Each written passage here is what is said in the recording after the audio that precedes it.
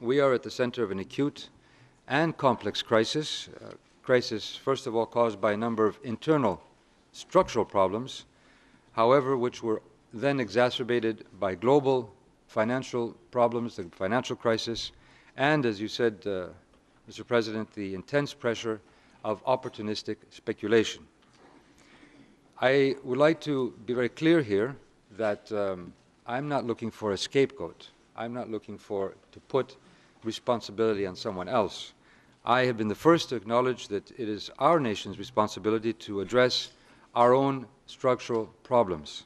So it is very paradoxical.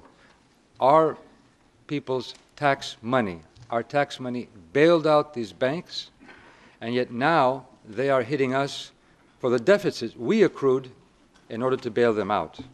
And our people are paying for this. We passed the last week the most severe austerity measures in Greece's modern history. We've taken these measures not only to save our economy, but to prove that there is the necessary political courage, the necessary political credibility of our country, but also because we believe we are part of a community, the European Union community, in the true sense of the word, a community of values, and we want to live up to our responsibilities within this community, the European Union.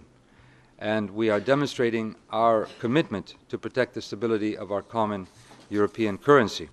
So we're not asking for help as some reckless country just wanting to live off the wealth of others.